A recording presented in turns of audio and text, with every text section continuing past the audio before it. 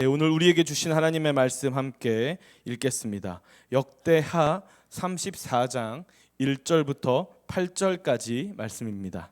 제가 한 절, 우리 성도님들이 한 절 이렇게 교독하겠습니다. 제가 먼저 읽겠습니다. 요시야가 왕위에 오를 때에 나이가 8세라 예루살렘에서 31년 동안을 다스리며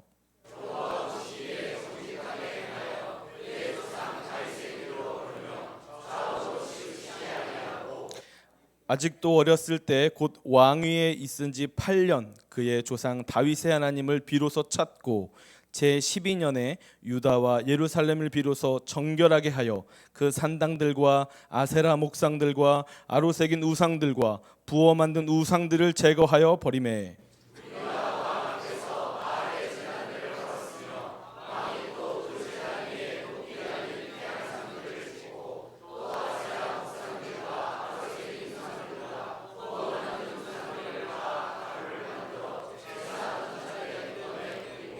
제사장들의 뼈를 제단 위에서 불살라 유다와 예루살렘을 정결하게 하였으며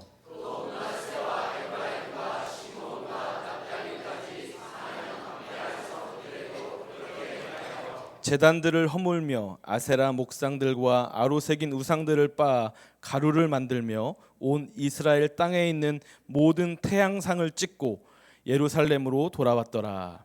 요시야가 왕이 있은 지 18째 해에 그 땅과 성전을 정결하게 하기를 마치고 그의 하나님 여호와의 전을 수리하려 하여 아사야의 아들 사단과 시장 마세야와 서기관 요아스의 아들 요아를 보낸지라. 아멘. 네, 오늘 말씀 전해주실 우리 목사님, 여러분 잘 아시죠? 시지선교회 우리 청년들을 깨워서 하나님의 나라를 확장하고 계시는 우리 윤성철 목사님 오셨습니다. 우리 박수로 환영하겠습니다.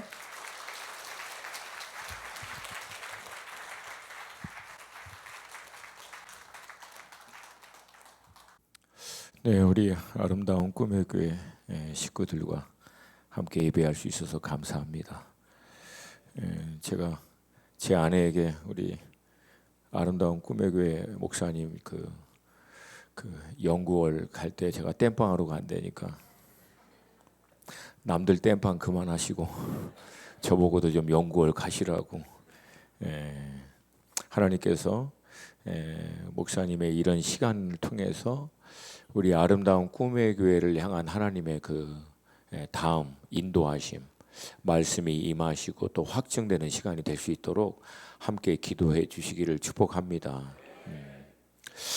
믿음의 사람들의 이제 신앙의 여정을 보면 신앙의 단계를 한 4단계로 좀 볼 수 있는데 안타깝게도 많은 대부분의 우리 성도님들의 신앙의 그 단계는 첫 번째에서 두 번째 단계에 머물 때가 참 많습니다.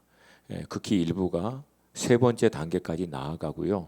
아주 소수만 마지막 네 번째 단계까지 나아가는 것을 볼 수 있는데 사실 우리가 신앙을 위해서 대하는 성경의 말씀의 기록을 보면 대부분 하나님의 사람들은 이 마지막 네 번째 단계까지 나아간 그래서 그 시대 가운데 하나님의 말씀을 받고 그 시대와 나라 가운데 역사하시는 하나님의 그 일에 동참하는 그 수준까지 나아가는 기록들이 참 많습니다.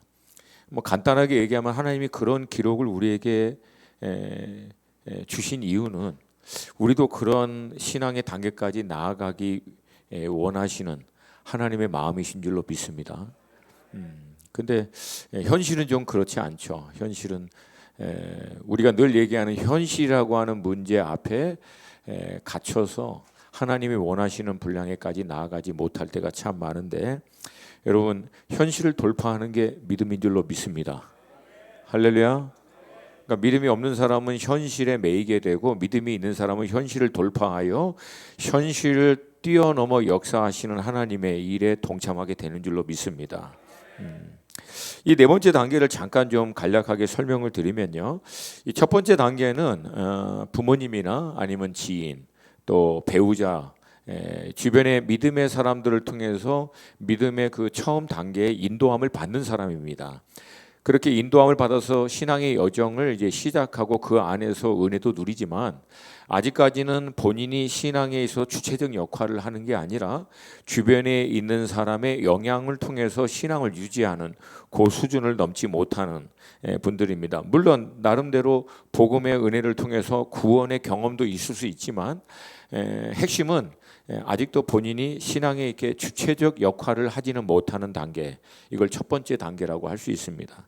두 번째 단계는 이 첫 번째 단계, 부모가 됐던 지인을 통해서든 그렇게 신앙의 인도하심을 받은 다음에 결국은 더 이상 주변에 있는 사람에 의해서 신앙을 유지하는 것이 아니라 이젠 자신이 스스로 하나님을 찾고 하나님을 만나는, 그래서 신앙에 있어서 이제 본인이 드디어 주체적 역할을 감당하는 단계로 들어가는 것입니다.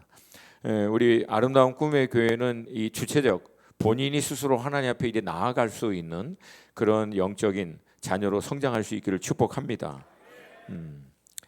세 번째는 이런 두 번째 단계를 통해서 이제 내가 하나님을 만나고 아는 은혜 가운데서 성장하게 되는데요.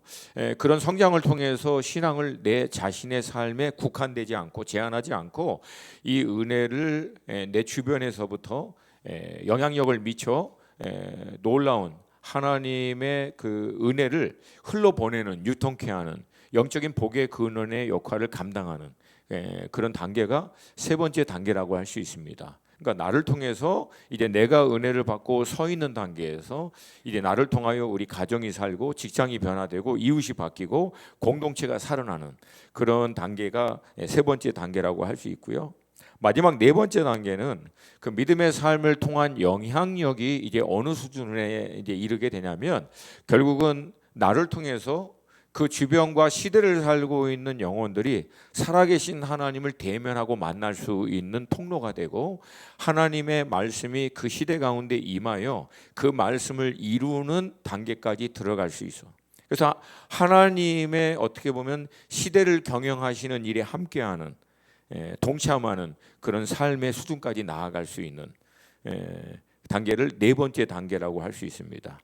여러분, 이 네 번째 단계를 향한 갈망이 있으십니까? 까마득해서 여러분, 이거를 바라보는 게 믿음이에요. 할렐루야. 내가 이 정도는 할 수 있다. 그건 그냥 하시면 돼요. 믿음 안 필요합니다. 그러니까 우리가 나의 힘과 능력으로는 안 되지만 하나님이 원하신다면 그 수준까지 내가 나아갈 수 있다. 그리고 믿음으로 도전하는 것이 그게 믿음인 줄로 믿습니다. 감사하게도 오늘 본문을 살펴보면요, 요시야 왕이라고 하는 인물의 여정 안에서 요 네 단계의 단계로 성장하는 과정을 다 볼 수 있습니다. 먼저 이제 요시야 왕이라고 하는 인물을 잠깐 좀 살펴보기를 원합니다. 우리가 알고 있는 대로 솔로몬의 아들 르호보암 때 이스라엘은 북왕국 이스라엘과 남왕국 유다로 나눠집니다.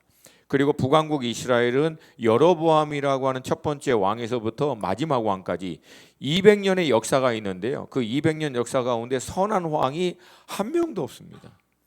이게 참 아이러니컬한 게 실수로도 한 명이 선한 게 나올 것 같은데 200년 동안 전부 다 우상 숭배하고 죄악을 행하고 하나님 앞에 악을 행하다가 결국은 이 북왕국 이스라엘은 아시리아에 의해서 722년에 멸망을 당해버리고, 그렇게 해서 아시리아의 그 제국 정책이 혼합 정책입니다. 다른 모든 이방인과 본토 사람을 섞어버리고 본토 사람들은 다른 나라로 추방시켜버리는 거예요.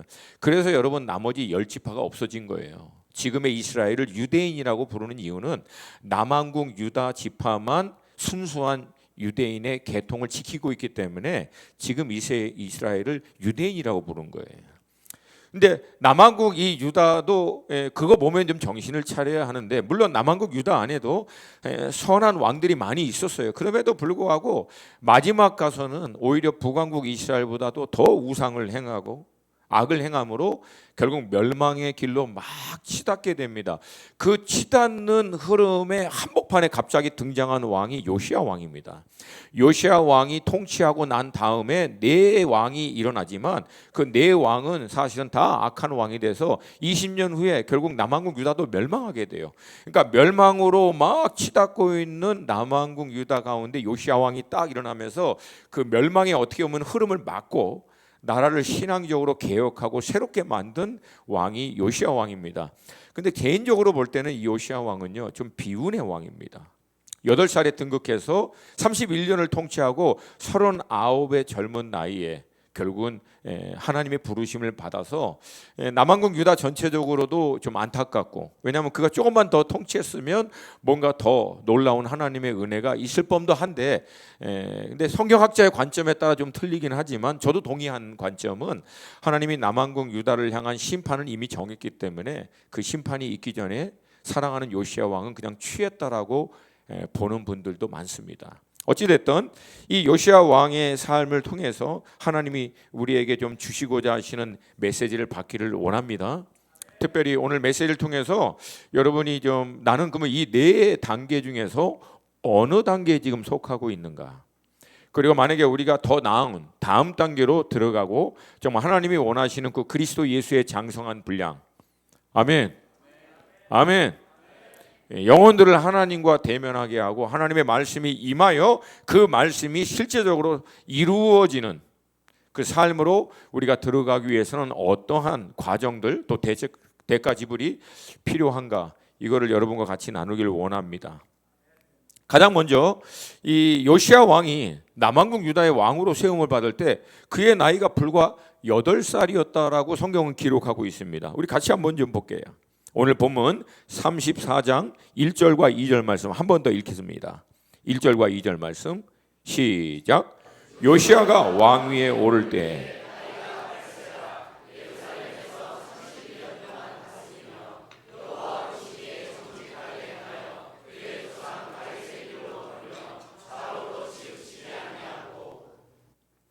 여기서 우리가 또 하나 좀 살펴볼 것은 요시야 왕과는 반대로 남한국 유다 전체를 통틀어서 가장 악한 왕이 있습니다. 그게 므낫세라고 하는 왕인데, 하여튼 이 왕이 얼마나 악했으면요, 나중에 요시야가 하나님 앞에서 신앙을 개혁하고 나라를 회복하는 일을 했음에도 불구하고 하나님이 남한국 유다를 향한 심판을 이미 결정하셔서 돌이키지 않겠다고 얘기합니다. 그러니까 말은 남한국 유다를 향한 죄가 이미 차버린 거예요. 언제? 므낫세 때. 같이 한번 좀 하나님 말씀 보겠습니다. 하나님 말씀 열왕기하 23장 25절 26절 우리 두 절 같이 한 목소리 읽습니다. 시작. 요시야와 같이 마음을 다하며 뜻을 다하며 힘을 다하여 모세의 모든 율법을 따라 여호와께로 돌이킨 왕은 요시야 전에도 없었고 후에도 그와 같은 자가 없었더라. 그러나 여호와께서 유다를 향하여 내리신 그 크게 타오르시는 진노를 돌이키지 아니하셨으니 이는 므낫세가 여호와를 경노하게 한 그 모든 경노 때문이라. 그러니까 므낫세가 얼마나 하나님을 경노하게 했으면 요시야의 그 훌륭한 믿음의 개혁과 헌신에도 불구하고 남한국 유다를 향한 심판을 거두지 않겠다고 합니다. 근데 여러분, 이 므낫세가 왕이 될 때 12살이었습니다. 반대로 요시야는 왕이 될 때 8살이었고요. 그러면 우리 자동적으로 우리 안에 일어나는 질문은, 아니 도대체 12살 먹은 애가 뭔 우상 숭배와 그 죄악이 그렇게 많다고 이 나라 전체를 이렇게 완전히 말아먹을 만큼 이 난리를 치렀을까? 반대로 요시야와 같이 8살뿐이 안 된 아이가 도대체 야훼 하나님을 향한 열정과 그 신앙의 헌신이 얼마나 많다고 이런 놀라운 개혁을 주도했는가?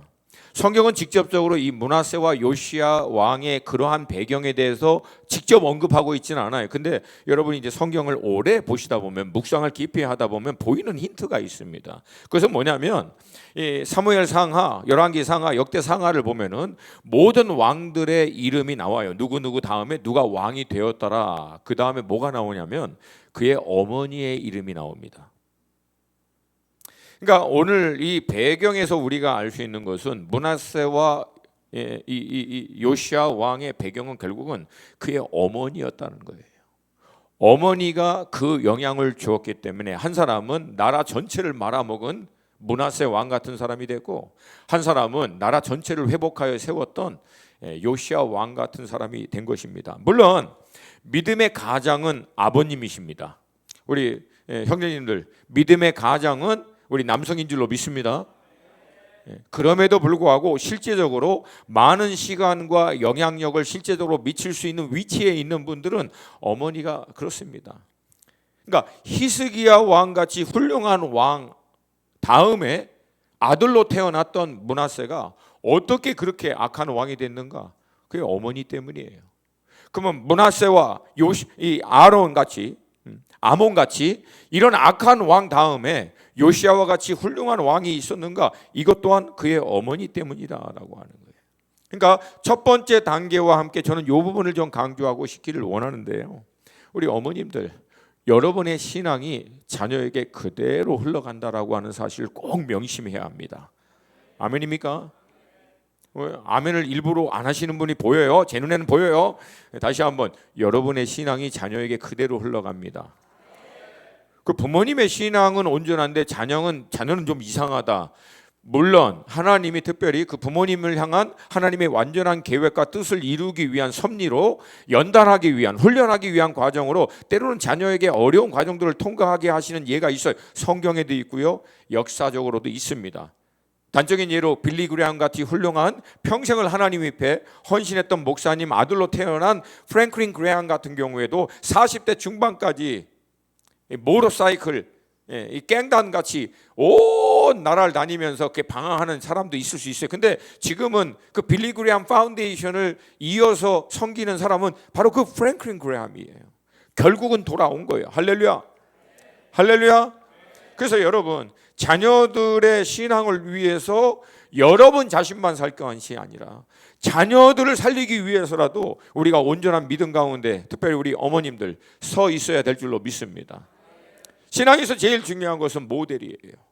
입에 많은 메시지보다 여러분이 보여주는 삶이 가장 강력한 메시지가 된다.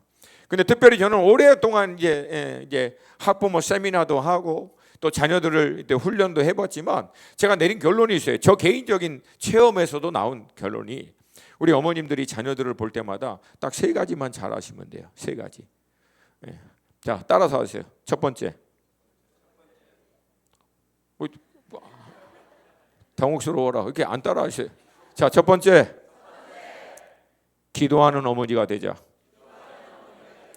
아멘입니까? 아멘입니까? 여러분, 자녀들을 위한 기도를 멈추지 마세요. 그리고 구체적으로 하세요.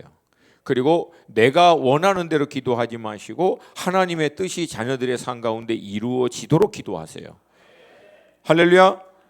두 번째, 여러분들의 자녀들을 볼 때 지금 자녀의 모습은 현실이에요. 근데 그 현실에 반응하는 말을 하지 마시고 지금 자녀들의 모습일지라도 그 자녀 가운데 하나님이 행하실 것을 믿음으로 바라보시고 선포하세요.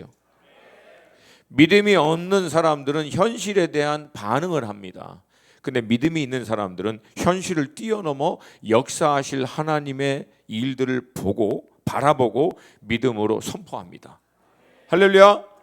그래서 그냥 뭐가 되려 그래 그런 얘기 하지 마시고, 뭐가 되긴 될 거예요. 분명히 될 거예요. 뭐가 되기는. 그러니까 여러분들이 하나님의 약속의 말씀을 믿음으로 취하시고 약속의 말씀대로 선포해 주세요.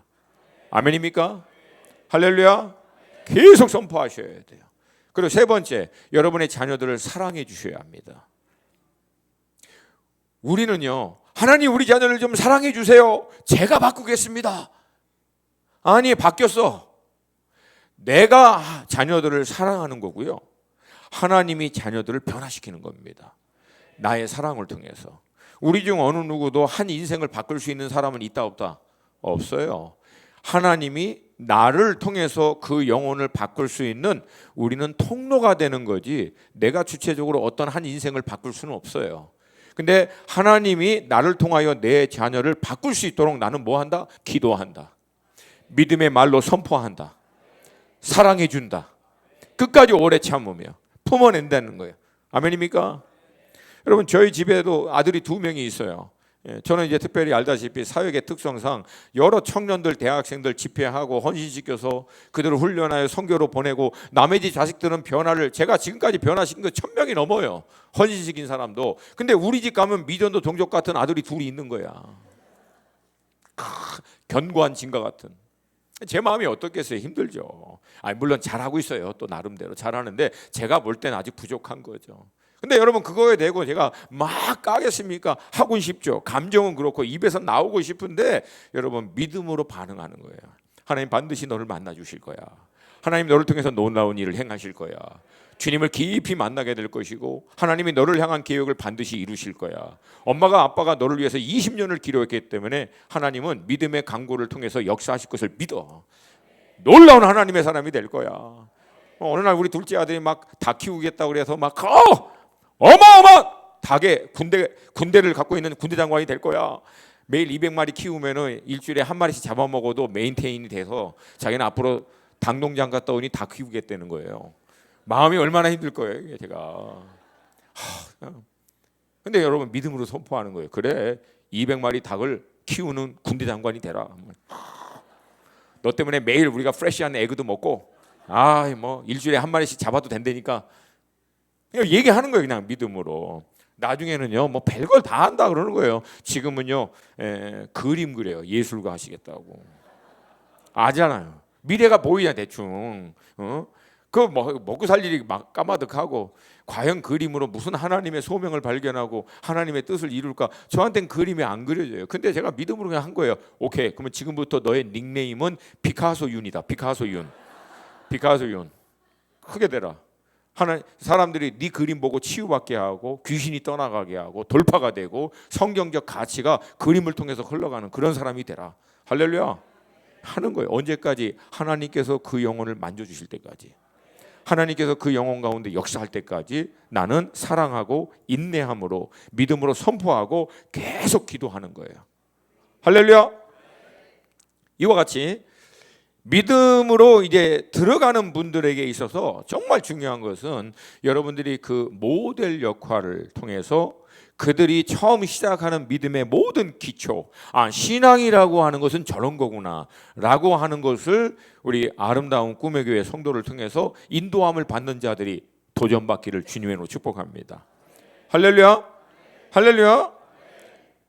이 첫 번째 단계를 통해서 이제 믿음의 귀한 선배들을 통하여 인도함을 받는 것도 중요하지만 여러분, 신앙의 단계에서 가장 중요한 것은 두 번째 단계입니다. 그렇게 인도하심을 받는 단계에서 결국은 내가 주체적으로 나의 하나님을 찾고 만나고 발견하는 그 수준까지 들어가는 것이 가장 중요하다. 3절 앞부분에 이렇게 기록되어 있어요. 아직도 어렸을 때 곧 왕위에 있은 지 8년에 8살에 왕이 되었는데 왕 위에 있는 지 8년이면 이제 16살 때예요. 16살이 되었을 때 그의 조상 다윗의 하나님을 비로소 찾고, 그러니까 그전에는 신앙이 없었는가? 있었어요. 어머니 신앙을 통해서 야훼 하나님, 다윗 하나님을 알고 있었지만 이제는 뭘 한 거예요? 그 하나님을 자기가 주체적으로 찾기 시작한 거예요. 여기서 비로소 찾다라고 하는 얘기는 그때 돼서 찾았다 그 뜻이 아니라 히브리 원어적인 의미는 이거는 찾고 만날 때까지 구하고 찾았다는 얘기예요. 할렐루야. 그러니까 한번 찾아보고 안 되네 이렇게 아니라 만나고 경험할 때까지. 아멘입니까? 아멘입니까? 자, 이 두 번째에 있어서 결정적으로 중요한 것은 뭐냐면 이제 신앙에 있어서 주체가 내가 되는 거예요. 내가 주체가 되어 나의 하나님을 내가 만나고 경험할 수 있는, 내가 경험하여 맛보아 아는 하나님을 내가 확신할 때까지 그 하나님 앞에 스스로 나아가는 거예요. 할렐루야. 자, 그러면 이 두 번째 단계로 들어가기 위해서 우리가 치러야 할 대가는 무엇인가? 간단합니다. 이제 더 이상 누군가가 얘기하는 하나님으로부터 은혜 받는 의존적 존재에서 머물지 마시고 이제 내가 나의 하나님을 만날 수 있도록 스스로 말씀 앞에 나아가고 기도하는 자리 가운데 나아가서 하나님과 나와 1대1에 독대하는 시간들을 확보해야 한다는 거예요. 자, 제가 왜 이 두 번째 단계에서 세 번째 단계로 들어가는 성도님들이 많이 없는가? 대부분의 우리 성도님들의 신앙이 어디서 머무르냐면 누군가의 하나님을 간접적으로 경험하는 수준에서 멈춰요. 이어봉 목사님이 하나님, 그리고 그 하나님께서 이어봉 목사님에게 허락하신 그 말씀의 은혜와 신앙의 모든 은혜들을 간접적으로 강단에서 여러분들이 경험하여 들어 은혜 받고 회복되고 여러분들이 심령이 치유되고 하는 수준에서 멈춰버리면 여러분 잘 들으셔야 돼요. 그 하나님은 이호복 목사님의 하나님이지 여러분 하나님은 아닙니다. 그렇게 해서 이호복 목사님이 회복한 영성은 그분의 영성이지 여러분의 영성은 아니에요. 그러니까 결국은 하나님이 이런 기름 부으신 훌륭한 종을 우리에게 허락하신 것은 그분에게 평생 의지하고 살라고 허락한 것이 아니라 그분을 통해서 선포된 말씀과 그분 가운데 역사하신 하나님의 은혜를 경험하고 여러분도 그 하나님에 대한 갈망을 가지라는 거예요. 다윗이 하나님을 만나 평생을 동행함으로 그의 인생 가운데 놀라운 일을 행하신 하나님, 이제 그 하나님, 나의 하나님도 되어주셔서 내 삶에서도 동행하시고 나도 그 하나님의 온전한 뜻을 이룰 수 있는 단계로 인도하여 주시옵소서. 이게 두 번째 단계를. 여러분, 그러기 위해서는 여러분 스스로가 하나님 앞에 나아가야 돼요. 하나님이 허락하신 믿음의 식구들과 이 시간과 공간을 정해서 함께 은혜 받고 예배드리고 거기서 회복하는 시간 물론 중요합니다. 이게 중심이 되는 건 맞아요. 근데 여러분, 두 번째 단계로 들어가는 관문은 결국 여러분들이 홀로 말씀을 통해서든 기도를 통해서든 찬송가를 틀어놓고 여러분이 개인적으로 하나님을 예배하는 시간을 통해서든 1대1의 시간을 반드시 가져야 된다는 거예요. 이게 없다. 이 시간을 통한 하나님의 교통, 인격적인 영적인 하나님과의 이 펠로시, 코이노니아가 내 삶에 되어 있지 않다. 그러면 여러분 아직도 첫 번째 단계라는 거예요. 근데 이 첫 번째 단계 후에 이 두 번째 단계도요, 이게 레벨이 있습니다. 그렇게 해서 나의 하나님을 맛보아 알고 내게도 오셔서 역사하신 하나님을 경험하고 난 다음에 거기서 멈추지 말라는 거예요. 왜? 그건 이제 시작이라는 거예요. 그렇게 신앙생활을 해서 5년이 지나고 10년이 지나고 20년이 지난 사람하고 이제 막 시작한 사람하고 같을까요? 다를까요? 요즘에 우리 아름다운 꿈의 교회는 대답을 절대 하지 않으리 결단하고 들어오는다. 같을까요? 다를까요? 달라요. 저는 이제 우리 이호복 목사님 K1 격투기 그 하셨잖아요. 저는 이제 태권도 했었어요 옛날에. 근데 여러분, 검은 벨트, 블랙 벨트 이게 막 딴 사람이랑 블랙 벨트를 따서 10년, 20년을 더 한 사람하고 같아요, 달라요? 달라요. 이건 다를 수밖에 없어요. 그러니까 이 두 번째 단계에서 우리에게 정말 필요한 것은 처음 나의 하나님을 만나고 나도 하나님의 그 은혜 가운데 깊이 들어갔으면 거기서 멈추지 말라는 거예요.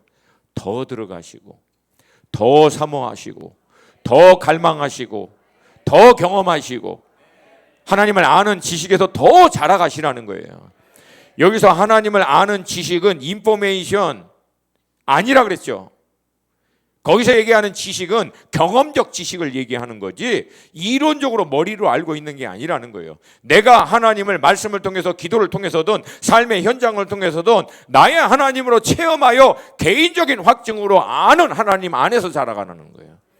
그래서 누가 물어보면 내 하나님을 얘기할 수 있는, 내 삶에서 역사하신 하나님에 대한 간증과 스토리가 있는 신앙으로 더 깊이 들어가라는 거예요. 할렐루야.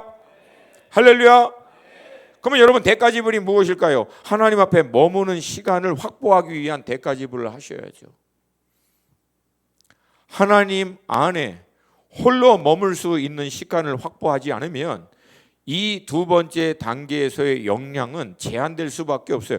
잘 들으셔야 돼요. 세 번째 단계는 결국은 그런 내 신앙을 통해서 주변에 있는 사람들에게 영향을 미치고 그들을 돌이키는 어마어마한 영적인 파장을 일으키는 단계까지 세 번째 단계에 들어가는데, 이게 어떤 분들은 잘 되고 어떤 분들은 하다가 금방 번아웃 돼 버려요. 이유는 두 번째 단계에 있습니다.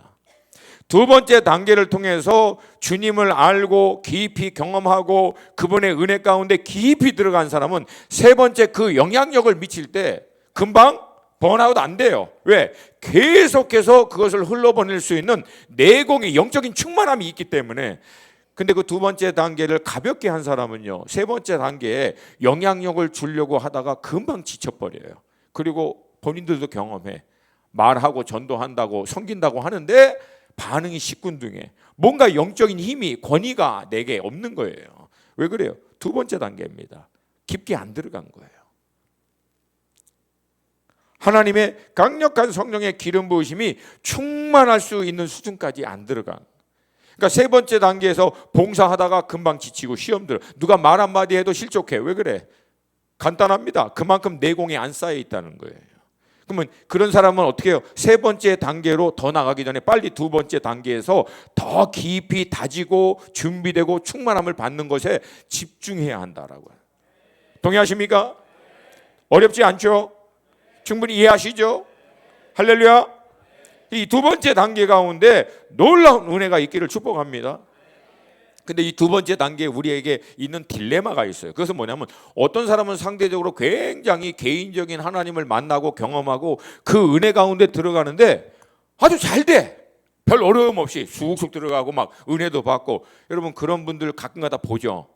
예, 그거 속상하죠. 왜? 나는 죽으라고 해도 안 돼. 막 나는 하나님 나도 만나주세요. 내게도 오셔서 말씀해 주세요. 역사해 주세요. 주님 만나주시라고 막 애를 쓰고 막 그냥 했는데도 불구하고 겨우 되는 사람이 있는가 보면 어떤 사람은 그냥 어느 날 보니까 막 은혜 받았다고 난리고 막 마음으로 막 힘들어. 공평하지 않은 하나님, 나는 무슨 조상이 무슨 죄가 많나, 왜 이렇게 내게는 역사 안 해주신 하나님, 막 이렇게 우리가 힘들어요. 근데 여러분 제가 오랫동안 이렇게 사람들을 훈련해 봤잖아요. 근데 절대 그렇지 않습니다. 상대적으로 하나님을 쉽게 만나고 경험한 사람들은요, 상대적으로 쉽게 떨어집니다. 왜? 그 가치에 대한 중요성을 잘 몰라요. 너무 쉽게 만난 사람들은.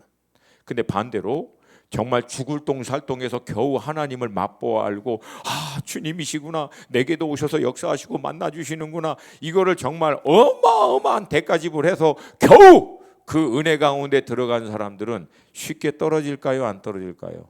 안 떨어져요. 왜? 그 가치를 알아요. 소중함을 알아서 끝까지 붙들어요. 그러니까 이게 영적인 원리입니다.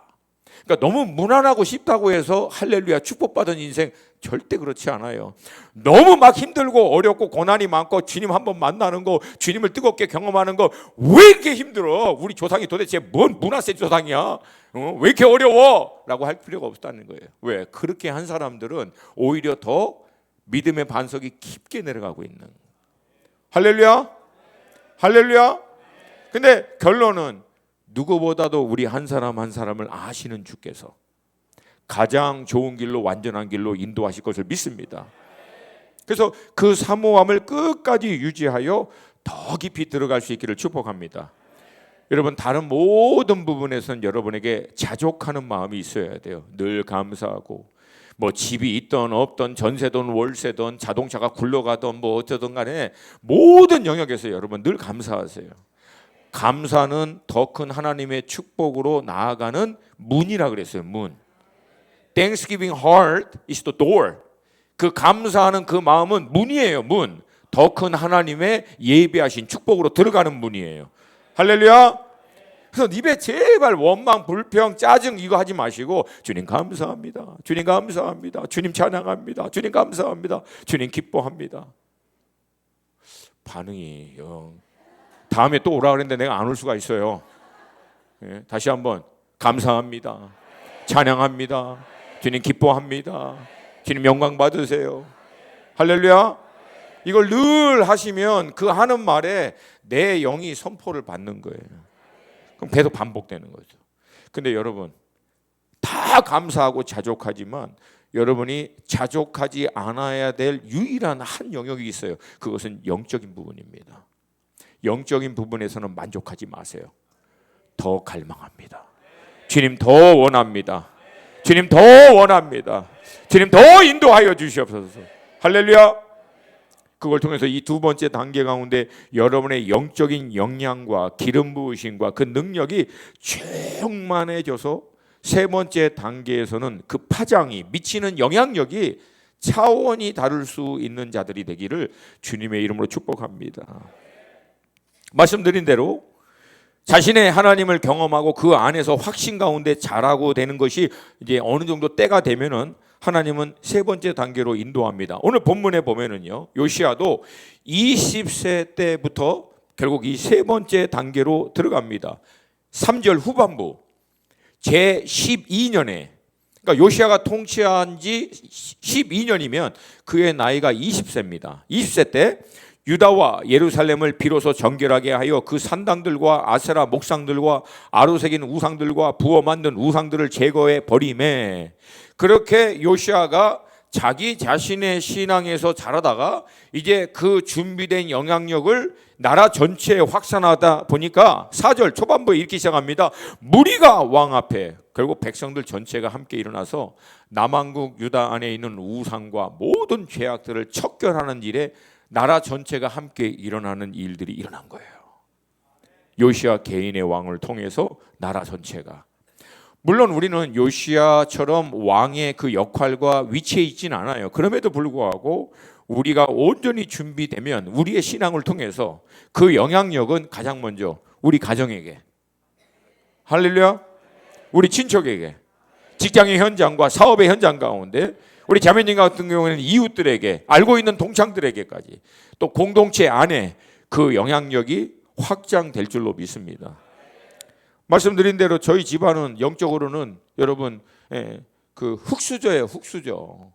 사돈의 8천까지 다 뒤져도 교회 다니는 사람이 한 명도 없었어요. 완전히 불교부터 시작, 모든 나머지 종교는 섭렵한 가정입니다. 전 보는 집에서부터 무당에서부터 절, 나중에는 막 남녀 호랭이 별 이상한 까지 다 예수만 빼고 그러던 집안이었어요.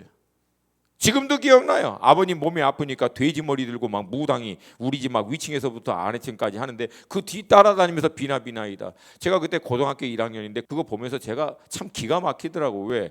아니 저 돼지는 지도 자기를 책임 못 져서 목 잘려가지고 푹 삶아져가지고 저렇게 있는데 그 돼지 따라다니면서 우리가 뭘 빌기는, 목 잘릴 걸 비나? 푹 삶아질 걸 비나?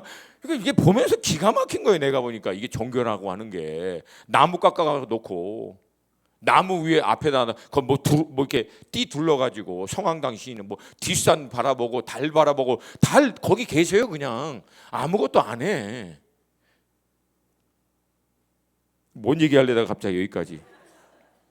그러니까 이런 집안이었는데 결국은 미국으로 이제 인도함을 받아서 제가 주님 깊이 만나고 우리 어머님 만나고 저희 아버님 돌아가시기 일주일 전에 무릎 꿇고 영접하고 돌아가시고 저희 형님 누님 다 IMF 때 사업 다 말아먹고 빈털터리로 미국에 왔을 때 그 자리 앞에서 제가 복음 증거하고 무릎 꿇고 예수 영접해가고, 물론 지금도 날라리예요. 날라리고. 그래서 제 조카들 우리 대성이 한승이 불러다가 6개월씩 훈련시켜서 이제는 미국은 니네가 책임져라. 작은아버지가 언제까지 거기까지 다 왔다 갔다 하면서 이거 해겠냐. 그래서 지금 걔네들이 열심히 기도하고 하고 있어요. 그중에 저희 어머님이 저랑 같이 신앙생활을 같이 공유했던, 마지막에 이제 돌아가시기 전까지 일주일에 한 번씩 제가 매일 오전에, 월요일 오전에 점심까지 어머니하고 시간을 보내면 늘 그분이 초등학교도 안 나온 분이세요. 근데도 성경 말씀을 띄엄띄엄 읽으면서 궁금한 거 있으면 적어요. 그럼 제가 가면은 그 리스트를 딱 주는 거예요. 1번부터 한 20번 딱 하면. 가끔가다 이렇게 하면서 제가 좀 핀단도 줘요. 권사님이시라며. 네, 권사님이 이런 것도 몰라. 몰라요. 죄송해요. 윤 목사 좀 가르쳐 주세요. 응? 권사 지금 발로 받았나? 엉덩이로 받았나? 어떻게 이런 걸 몰라요? 가르쳐 주고 그 다음에 또 같이 기도하는 거예요. 근데 두 번째 우리 어머님 평생 했던 게 있어요. 그것은 뭐냐면 얘기했잖아요. 우리 친척 전체가 황무지였다고. 큰 집부터 시작해서 작은 집, 우리 고모님들, 특별히 저희 고모님 집안 배경이 너무 거칠거든요. 그분들은 여자분들인데 그 가죽장갑 끼고 남자들하고 다이다이 뛰던 분도 계시고 별로 다 계세요. 근데 여러분 그 권사님이 지금 안산에서 권사님이 되셨어요. 깨어져 가는 가정들 불러다가 밥해 먹이고 회복시키고 교회로 인도하고, 걸어 다니면서 청소년 애들 담배 피고 있는 애들 가가지고 전도해 가면서 걔네들 인도하고, 장애우들 거기서 섬기면서 그 영혼들 다 안아주고 기도해. 그런 일이라고요. 근데 여러분 그분 젊었을 때는 가죽장갑 끼던 분이세요. 근데 이분이 어떻게 돌아왔느냐? 전 지금도 알아요. 저희 어머님이 평생의 눈물로 기도하신 거예요. 제가 이름은 되지 않을게요. 혹시 이게 글로 흘러 들어가면 안 되니까. 돌아오게 해달라고, 돌아오게 해달라고, 돌아오게 해달라고. 할렐루야. 아멘입니까? 우리가 온전하면 때가 되면 하나님은 그 영향력을 흘러보내게 될 줄로 믿습니다. 아멘입니까?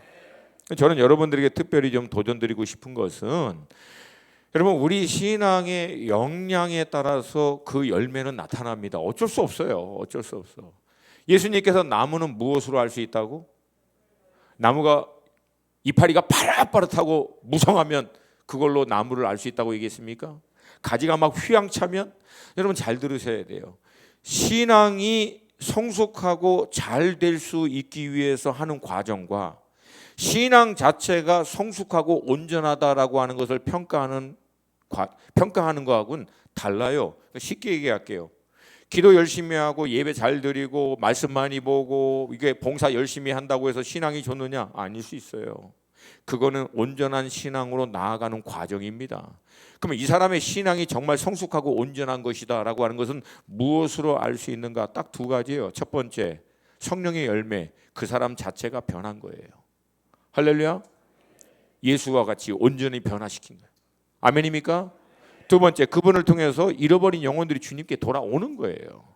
왜? 그 선한 영향력이 그분을 통해서 확장되어 많은 영혼들이 그분을 통해서 주님께 돌이키는 일들을 할 때, 이게 세 번째 영역이라는 거예요. 그러니까 이 세 번째 단계까지 나아가기 위해서는 세 번째 단계를 열심히 하면 된다? 아닙니다. 이거는 결단해서 열심히 해서 세 번째 단계가 되는 게 아니고, 두 번째 단계를 통해서 얼마만큼 주님의 은혜 가운데 머물고 주님의 은혜를 경험하고 그 안에서 성숙하게 자라서 성령으로, 그 은혜로, 말씀으로 충만하게 준비되었느냐가 세 번째 단계를 사실은 결정합니다. 근데 그 일을 어떻게 한다? 내가 주체적으로 하나님 앞에 나아가면서. 아멘입니까? 아멘입니까? 그러니까 두 번째와 세 번째는 이게 맞물려 있는 거예요. 사실 이 둘은 분리가 안 돼요. 결국 온전히 두 번째 준비가 된 사람은 세 번째 단계까지 훅 들어가고요. 두 번째 단계에서 온전히 준비하지 않은 상태에서 막 뭐 하겠다고 하다 보면 금방 번아웃 되고 시험 들었다고 하고 이제 막 그냥 더 이상 하기 싫다고. 이거 왜 그러냐? 두 번째 단계에서 깊이 안 들어간 거예요. 그러니까 여러분 그럴 때 뭐 그러면 이제 우리는 뭐 섬기지 않고 뭐 안 해야겠네요. 그 얘기가 아니라 핵심은 뭐예요? 더 사모하시고 더 들어가시고 주님을 더 깊이 만나시고 주님 내게 더 부어주셔서 내 믿음이 확장될 수 있도록 주님 역사해달라고 사모하시기를 주님의 이름으로 축복합니다. 아멘입니까? 마지막 네 번째 단계는요, 오늘 본문 8절입니다. 8절 말씀 우리 한 목소리로 같이 읽습니다. 8절 시작. 요시야가 왕 위에 있은 지 18째 해 그 땅과 성전을 정결하게 하기를 마치고 그의 하나님 여호와의 전을 수리하려 하여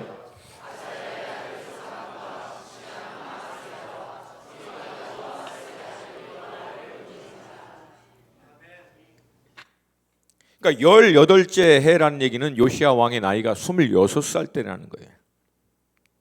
앞서 본인 자신의 변화와 함께 그것을 통해서 주변에 있는 나라들을 정화시키고 개혁하고 회복하는 일들을 이제 주체적으로 했다면, 이 네 번째 단계는요, 이제 여호와의 성전을 회복하여 백성들로 하여금 하나님을 대면하고 예배할 수 있는 자리로 이끄는 단계예요. 이스라엘 백성들은 우리가 알고 있는 대로 성전 중심의 민족입니다. 그러니까 성전이 있어야 이스라엘 백성인 거예요. 그러니까 이스라엘이 다른 나라와 구별됨을 뭐라고 얘기합니까? 여호와께서 우리와 함께 하시는 것이 다른 나라와 우리의 차이가 아닙니까? 라고 하는 기록에 있는 말씀처럼 결국 성전의 회복은 그들의 본질, 정체성, 이걸 회복하는 거예요. 할렐루야.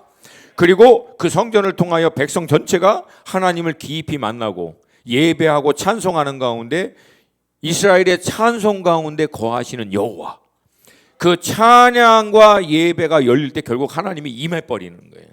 근데 구체적으로 이 일을 진행하는 가운데 어떤 일이 일어나냐면요, 감추어졌던 하나님의 율법의 말씀이 발견되는 일들이 일어납니다.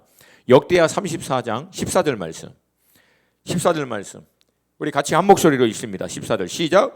무리가 여호와의 전에 헌금한 돈을 꺼낼 때 제사장 hil기야가 모세가 전한 여호와의 율법책을 발견하고, 그 그 율법책을 가지고 요시야 왕 앞에 와서 그 율법책을 읽습니다. 요시야 왕이 그 여호와의 율법의 말씀을 들을 때 눈물로 통회하고 옷을 찢으면서 그 말씀을 모든 백성 앞에서 다시금 선포하게 하고 백성들로 하여금 하나님의 말씀 앞에 반응하도록 합니다. 그러니까 결국 네 번째 단계의 핵심은 두 가지입니다. 하나는 그 시대를 살고 있는 영혼들로 살아계신 하나님을 대면하여 만날 수 있는 자리로 주도적으로 이끄는 역할을 하고 그 가운데 하나님의 말씀이 그들 가운데 임하는 거예요. 시대와 나라를 통치하고 다스리시는 하나님의 말씀이 그 믿음의 사람을 통해서 공동체 가운데, 나라 가운데, 민족 가운데, 시대 가운데 임하는 거예요. 하나님의 말씀이 임하는 거예요. 아모스의 말씀처럼 주 여호와는 당신의 비밀을, 하나님의 감추어진 깊은 뜻, 하나님의 계획을 그종 선지자에게 보이지 아니하시고 결코 그 일을 행하심이 없으시리라. 그러니까 하나님은 이 일을 행하시기 전에 하나님의 비밀, 감추어진 놀라운 계획과 뜻을 종 선지자에게 말씀하신다 안 하신다? 하신다는 거예요. 아멘입니까? 그러면 지금도 하나님은 하나님의 이 일을 행하시기 전에 하나님의 종과 하나님의 선지자와 같은 믿음으로 준비된 세대들에게, 공동체에게, 교회에게 말씀하시는 줄로 믿습니다. 그 하나님의 말씀이 아름다운 꿈의 교회 가운데 어떻게 임하냐면 이 네 번째 단계까지 온 회중이 이제 하나님을 대면하여 하나님의 얼굴을 구하고 그분의 임재 가운데 들어갈 때 하나님의 말씀이 이 공동체 가운데 임한다는 거예요. 이 공동체를 통해서 인천을 변화시키고 대한민국을 변화시키고 나라와 민족과 시대를 변화시킬 하나님의 말씀이 임한다는 거예요. 여러분, 이걸 통해서 여러분 한 개인이 시대를 바꿉니다. 한 공동체와 나라와 민족을 바꿔요. 아멘입니까? 근데 우리 안에 있는 신앙의 소극성은 무엇이냐면 아유 누군가 하겠지, 저는 아니에요. 우리 이호복 목사님이 하시겠죠. 여러분, 이호복 목사님 만약에 하시면 나는 할 수 있다 없다?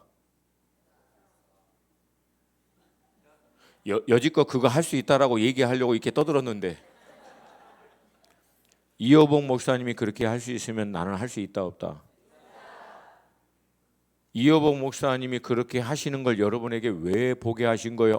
훌륭하셔라, 대단하셔라, 이거 하라고 하신 게 아니에요.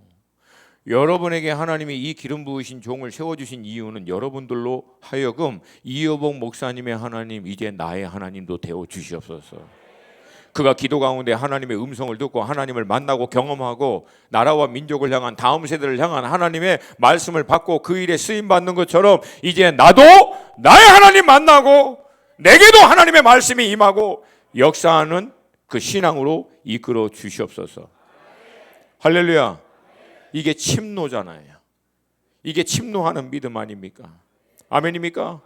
그걸 통해서 여러분만 살 게 아니라 여러분의 자녀가 살고 여러분의 친척이 살고 여러분의 주변이 살고 공동체가 살고 공동체를 통하여 나라와 민족과 시대가 사는, 그게 아름다운 꿈 아닙니까? 아름다운 꿈이 그게 아닙니까? 이름은 아름다운 꿈이잖아요. 그게 아름다운 꿈 아닙니까? 하나님의 나라가 임하는, 역사하는 그런 교회 되시기를 주님의 이름으로 축복합니다. 제가 이런 메시지를 던질 때마다 알아요. 우리 성도님들의 반응이 늘 둘 중에 하나라고. 한 분은 믿음으로 취하는 분이 있고 한 분은 눈을 이렇게 돌리면서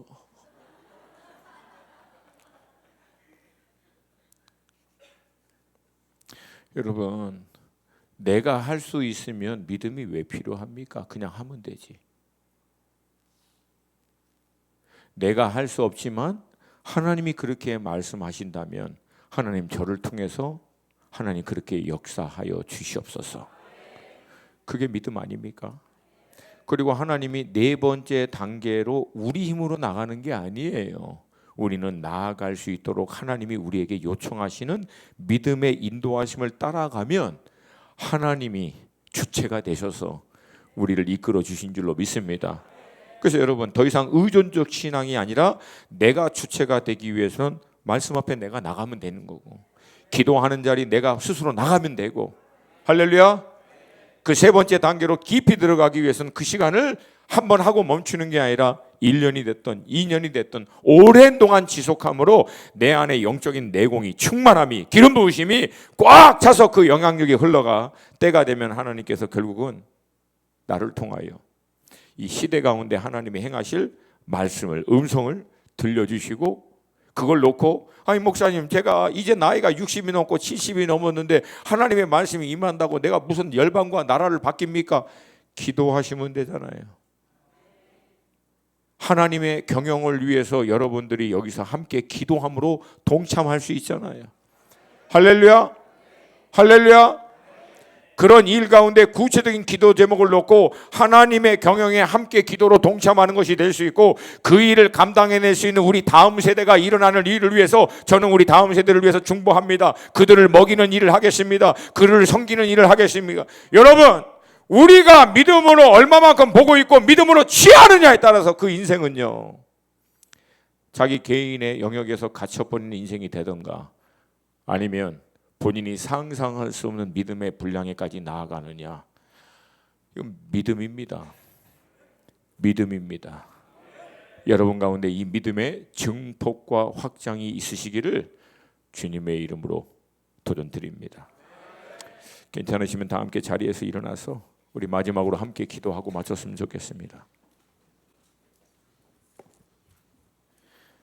일부 시간에 제가 너무 천천히 해가지고 오래 걸려서 여러분 들어오실 때 좀 어려우셨죠? 죄송합니다.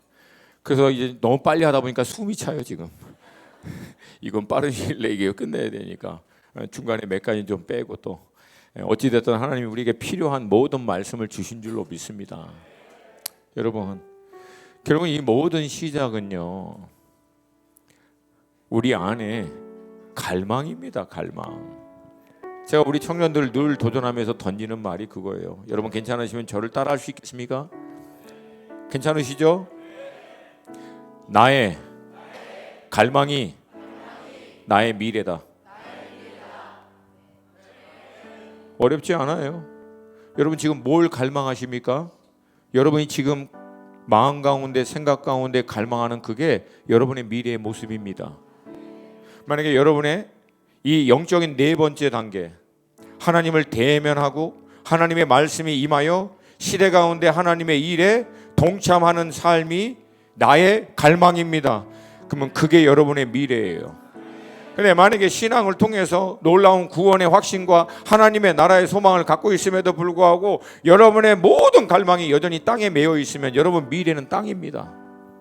잠시 있다가 썩어져 없어질 것 그것이 결국은 우리의 미래가 돼버린다는 거예요.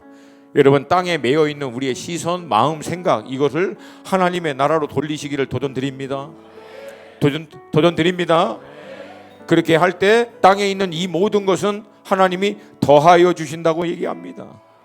더하여 주실 것에 매이지 말고 끌려다니지 마시고 하나님의 나라와 하나님의 뜻에 여러분의 신앙을 고정시켜서 이 모든 것을 다스리고 통치할 수 있는 여러분이 되시기를 축복합니다.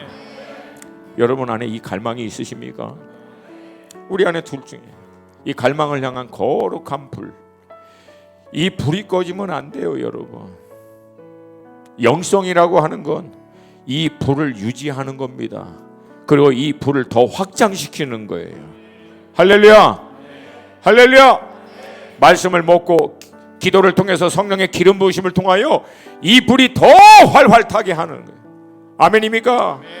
만약에 여러분 안에 이 불이 꺼져가는 것 같다고 하면은 여러분 이건 신앙의 빨간 불입니다. 불 꺼지면 뭐 하실래요?